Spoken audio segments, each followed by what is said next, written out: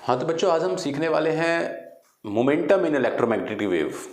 Electromagnetic wave में कितना momentum होता है, मोमेंटम क्या होता है, और उस मोमेंटम से किस तरह से ईएम वेव फोर्स यानी कि प्रेशर लगाती है, कितनी एनर्जी उसके पास होती है। ये सभी क्वांटिटीज आज हम डिस्कस करने वाले हैं। That means characteristic of EM wave हम पढ़ने वाले हैं आज।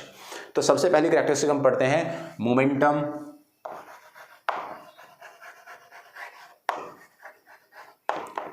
इन ईएम वेव।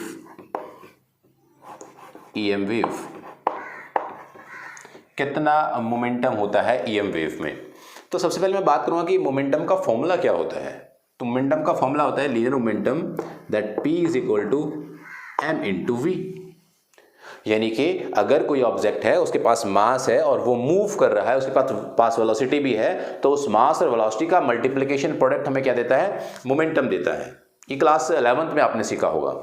अब इस लीनियर मोमेंटम की डेफिनेशन में मास का होना बहुत जरूरी है। अगर किसी भी ऑब्जेक्ट के पास मास जीरो है, मास नहीं है, तो हम ऐसा कहा करते थे कि उसका मोमेंटम भी जीरो है। बट अगर हमें मोमेंटम इन ईएम वेव निकालना हो, तो मोमेंटम इन ईएम वेव निकालने के लिए हमें मालूम है कि ईएम वेव, इलेक्ट्रोमैग्नेटिक वेव, तो एक बेसिकली रेडिएशन है। ये तो एक एनर्जी की फॉर्म है, ये तो एक वेव है, इसके पास तो मास होता ही नहीं। तो अगर ईएम वेव के पास मास नहीं होता तो क्या ईएम वेव के पास मोमेंटम भी नहीं होता? तो आंसर है नहीं। ईएम वेव के पास मोमेंटम होता है लेकिन मास नहीं होता।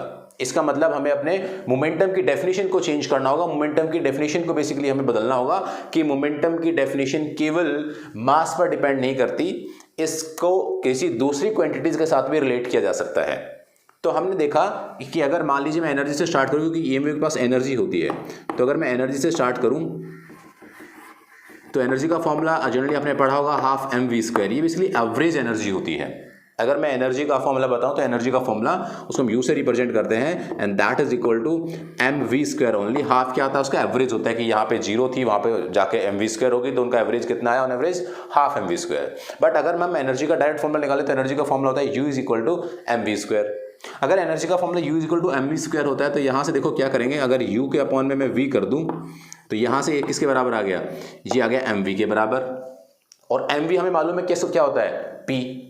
तो एम वी को मैं क्या लिख सकता हूँ, पी, और p is equal to what, u by v. U is the energy, v is the velocity. यहाँ पर कहीं मास आया क्या? आंसर है नहीं आया। लेकिन ऐसे कहने से नहीं हो जाता है कि हमने बोल दिया कि ये एक मोमेंटम का फॉर्मूला विदाउट मास हो गया, यानी कि एनर्जी अपॉन हमने वेलोसिटी लिख दिया तो ये मोमेंटम का फॉर्मूला में से बोलने लग गए। नहीं, ऐसा नहीं है। हमें मोमेंटम के फॉर्मूले को पहले तो चेंज करना पड़ेगा। ये बात तो पक्की हमें डालनी पड़ेगी कि जरूरी नहीं है कि मोमेंटम तभी हो तब मास हो। मोमेंटम बिना मास के भी एग्जिस्ट करता है, और उस मोमेंटम को हम लोग एनर्जी पर यूनिट वॉल्यूम या फिर energy not volume, energy per unit velocity कह सकते हैं हम उसको, यानी कि एनर्जी अपॉन वेलोसिटी हम उसको कह सकते हैं। तो एक नई डेफिनेशन मोमेंटम की बन जाती है इस केस में कि linear momentum is basically translatory characteristic, यानी कि जिसमें कंजर्वेशन होता है एनर्जी का, तो वो चाहे मास में हो, मास की फॉर्म में हो, या फिर वो एनर्जी की फॉर्म में हो। अब मोमेंटम का हम लोग अगर ईएम में यूज करें, use that P in EM wave, apply P is equal to U by V in EM wave। अगर मैं EM wave में अप्लाई करता हूं इस P is equal to U by V को, तो क्या इसको मैं EM wave के कॉन्सेप्ट में लेता हूं। तो EM wave के कॉन्सेप्ट की बात करूं तो EM wave में एनर्जी क्या होती है, फिर से EM wave की एनर्जी की मैं बात करूं तो EM wave में एनर्जी जो स्टोर्ड होती है, एनर्जी जो होती है वो बेसिकली इलेक्ट्रिक फील्ड और मैग्नेटिक फील्ड में होती है। इलेक्ट्रिक फील्ड में, राइट। और इलेक्ट्रिक फील्ड में अगर एनर्जी होती है तो इलेक्ट्रिक फील्ड को हम लोग कैसे बढ़ा घटा सकते हैं, तो वो इलेक्ट्रिक फील्ड डिपेंड करती है फ्रीक्वेंसी पर। किस पे डिपेंड करती है वो? फ्रीक्वेंसी पर डिपेंड करती है। और अगर ये इलेक्ट्रिक फील्ड फ्रीक्वेंसी पर डिपेंड करती है तो एनर्जी का डायरेक्ट रिलेशन ईएम वेव की एनर्जी, या मुझे यहाँ पे एनर्जी लिखना चाहिए, ईएम वेव की एनर्जी बेसिकली डायरेक्टली डिपेंड होती है किस चीज़ पर? इलेक्ट्रिक फील्ड पर, और वो फ्रीक्वेंसी पर डिपेंड होता है। यानी कि यहाँ पर एक रिलेशन सेट हो जाता है कि जो एनर्जी है that energy is proportional to frequency. जितनी फ्रीक्वेंसी ऑसिलेशंस ज़्यादा होंगे उतनी इलेक्ट्रिक फील्ड स्ट्रांग होगी, उतना ही आपका क्या होगा, ये ईएम वेव की एनर्जी ज़्यादा होगी, क्योंकि ईएम वेव में इलेक्ट्रिक फील्ड पाई जाती है। तो यहाँ से एनर्जी है वो किसके डायरेक्टली प्रोपोर्शनल है? फ्रीक्वेंसी के। और यहाँ पे अगर मैं कांस्टेंट लगाऊंगा तो क्या हो जाएगा, that energy e is equal to h mu. What is that h? That is Planck constant, right. ये एक प्लैंक कांस्टेंट, एक साइंटिस्ट कांस्टेंट होता है, इसके बारे में हम लोग डिस्कस करेंगे। यानी कि एनर्जी का फॉर्मूला हमारे पास ये निकल के आ गया। अगर ये हमारे पास एनर्जी का फॉर्मूला निकल के आया तो क्या होगा यहाँ पे E इज इक्वल टू, या मुझे यहाँ पे अप्लाई करना चाहिए अब इसको, P is equal to energy U और E एक ही बात है, तो that basically H mu upon C। अब मैंने C क्यों लिया इसको, क्योंकि ये जो वेलोसिटी है ये एक पर्टिकुलर लाइट के लिए है, लेकिन अगर हम सनलाइट की बात करें या फिर जो लाइट रे है, लाइट की जो स्पीड है, सबसे ज़्यादा स्पीड होती है, उसको हम उसकी फॉर्म में अगर हम निकालना चाहें तो क्या हो जाएगा, P is equal to h mu upon C। इससे पहले भी हमने सीखा हुआ है कि ये जो स्पीड है या वेलोसिटी है, that velocity is equal to what, distance displacement upon time. और वेव की स्पीड की बात कर रहे हैं तो वेव के डिस्टेंस कौन होता है, वेव लेंथ, तो that wave length upon time. और अगर ये वेव लेंथ अपॉन टाइम है तो मैं इसको क्या लिख सकता हूँ, मैं इसको लिख सकता हूँ C is equal to lambda into 1/T is what, mu, यानी कि दैट C और velocity V can be written as what, lambda into frequency. तो यहाँ से मैंने इसको चेंज कर दिया, ये अपने पास H mu upon lambda into mu, और म्यू से म्यू कैंसिल, और यहाँ से एक नया फॉर्मूला बन गया है that H upon lambda. Means जो डायपोल मोमेंट बेसिकली मोमेंटम है, that momentum is what, H upon lambda. ये किस पे डिपेंड करता है, तो P depends on wavelength, P depends on wavelength lambda, जिसकी वेवलेंथ कम ज़्यादा होगी। कैसे है, और इनवर्स रिलेशन में है ये, P इसके साथ इनवर्स रिलेशन में है, यानी कि P यहाँ पे लिख देता हूँ मैं, P is equal to H upon lambda. तो देखिए अब लैम्बडा इसका मतलब क्या हुआ कि देखिए ये जो मोमेंटम है that totally depend on what, wave format. Wave format में क्या फॉर्मेट उसका, वेवलेंथ लैम्बडा। तो यहाँ से हमने मोमेंटम इन EM वेव, या मोमेंटम कैसे हम EM वेव का निकालते हैं, वो ये होता है। एक्चुअल में मोमेंटम मास पे डिपेंड करे ऐसा नहीं है, मास नहीं होगा तो भी मोमेंटम हो सकता है। अगर तो भी मोमेंटम हो सकता है तो इसका मतलब क्या हुआ, किसी के पास अगर मोमेंटम है, मोमेंटम का चेंज हो रहा है, तो वो क्या अप्लाई करता है, फोर्स। और अगर वो फोर्स अप्लाई करता है तो वो क्या, किसी भी एरिया पर फोर्स लगेगा तो क्या होगा, वो एक प्रेशर भी आपको अप्लाई करेगा। तो अब हम पढ़ने वाले हैं प्रेशर बाय EM वेव। मैं इस पूरे पार्ट को हटा रहा हूँ, आप स्क्रीनशॉट ले लें, ऐसे लिख लें। इसके बाद मैं आपको बताने वाला हूँ pressure by EM wave. EM wave कितना प्रेशर लगाती है, और एनर्जी के बारे में भी हम लोग बात करेंगे। तो प्रेशर की जहाँ तक बात है तो प्रेशर होता है फोर्स अपॉन एरिया, है ना।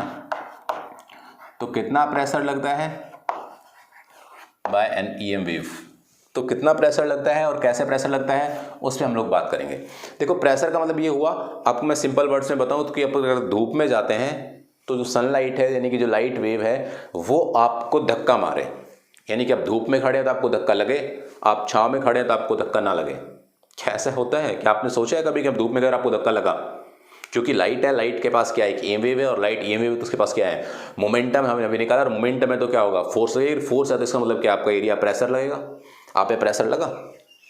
तो हमने इसमें बहुत ज़्यादा सोचा इसके बारे में कि हायर प्रेशर लगता है, नहीं, हमने बहुत कैलकुलेट करने की कोशिश भी की, लेकिन कैलकुलेट नहीं कर पाए थे कैलकुलेट, लेकिन अभी कैलकुलेट कर सकते हैं हम लोग उसको, कितना प्रेशर EM वेव हम पे लगाती है। क्या सच में लगाती है, कि हाँ लगाती है। और वो जो EM वेव, यानी कि आप छाँव में खड़े होते हैं, धूप में खड़े होते हैं, उसका डिफरेंस आपको मिलता है। और वो जो EM वेव यहाँ पे आपको आके हिट करती है, यानी कि लाइट आपको हिट करती है, तो आपको एक प्रेशर लगता है, यानी कि pressure by light, pressure by light, या मुझे इसको कह देना चाहिए EM wave is what, pressure by light और EM wave is what, 7 × 10⁻⁻⁶ Newton पर मीटर स्क्वायर, या फिर यूनिट्स, राइट। तो इतना प्रेशर एक्सर्ट होता है EM वेव के द्वारा, यानी कि तब आप धूप में जाते हैं तो ये प्रेशर आपको फील होता है, इतना प्रेशर आप पे लगता है। तो ये हमने निकाला कि प्रेशर कितना एक्सर्ट होता है, कितना लगता है EM वेव्स द्वारा। इसके बाद हम बात करते हैं energy in wave, energy in EM wave. तो एनर्जी इन EM वेव की बात करूंगा तो EM वेव बेसिकली कॉम्बिनेशन होता है इलेक्ट्रिक फील्ड और मैग्नेटिक फील्ड का, यानी कि उसके पास इलेक्ट्रिकल एनर्जी भी होती है और मैग्नेटिक एनर्जी भी होती है, यानी कि UE। इलेक्ट्रिकल एनर्जी का फॉर्मूला आपने पढ़ा था 12ε0E², याद होगा, कैपेसिटर में हमने सीखा था। अगर हम लोग मैग्नेटिक की बात करें तो मैग्नेटिक का फॉर्मूला हमने सीखा हुआ, वो भी क्या है, वो भी ऐसी है 12B², लेकिन उसमें कांस्टेंट कहाँ है, नीचे से μ0। बट जो आपकी EM वेव है वो EM वेव है combination of all the electric field and magnetic field. अगर वो दोनों का कॉम्बिनेशन है तो टोटल एनर्जी आपके पास बनती है, वो टोटल एनर्जी कितनी बनेगी, total energy U, that U is equal to combination of UE plus UB। अब यहाँ पर मैं यू ई की बात करता हूँ तो ये यू ई कितना हो गया, तो ये अपने पास आ जाता है half of what, epsilon not electric field square plus ये कितना है, तो ये हमारे पास आ जाता है half of b square by mu not. Okay, तो अगर ये ऐसा होता है तो इसके अंदर ये आपका टोटल एनर्जी का फॉर्मूला आ गया। और अगर मैं इसको और मॉडिफाइड फॉर्म में लिखना चाहूँ तो क्या लिखूंगा, total energy is equal to half, मैंने कॉमन ले लिया, अंदर क्या बचा ई नॉट यानी कि epsilon not e square plus b square upon mu not. ये हमारे पास आई थिंक आपको दिखाई दे रहा होगा, ये हमारे पास जो फॉर्मूला बना, फॉर्मूला सेट हुआ, that is formula of what, energy in EM wave. ये ईएम वेव की एनर्जी का फॉर्मूला हमारे पास आया। तो बच्चों इस तरीके से हम लोग लाइट के साथ मोमेंटम, लाइट का प्रेशर, लाइट की एनर्जी, इवन लाइट की वेव इक्वेशन, तो वेव इक्वेशन आपने जो सीखी थी ऑसिलेशन वेव चैप्टर 11th में, सेम उसी तरह की वेव इक्वेशन होती है। उसमें भी हम लोग बिल्कुल वही कंटेंट लेते हैं, फेज होता है, उसका प्रोपगेशन कांस्टेंट होता है, उसकी टाइम होता है, उसके बेसिकली एक फंक्शन होता है, उसकी पीक वैल्यू होती है, उसकी इंस्टेंटेनियस वैल्यू होती है, तो वो हम कंडीशन पूरी की पूरी वहाँ पर सीख चुके हैं। तो ये हमें वेव्स के बारे में सब कुछ पढ़ा, वेव का हमने सब कुछ सीखा। तो इससे रिलेटेड आपको हो सकता है क्वेश्चन पूछा जाए, यानी कि आपको फॉर्मूलाज याद होने चाहिए, ये आगे जाके भी यूज़ होंगे, जब आप आगे मॉडर्न फिजिक्स पढ़ेंगे तब भी इनका यूज़ है।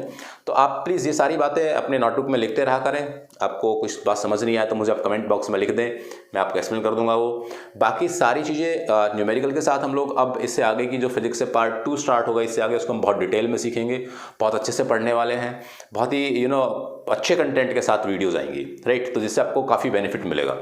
तो बच्चों ठीक है, फिर हम मुलाकात करेंगे नेक्स्ट वीडियो में, तब तक के लिए खुश रहिएगा। Thank you very much.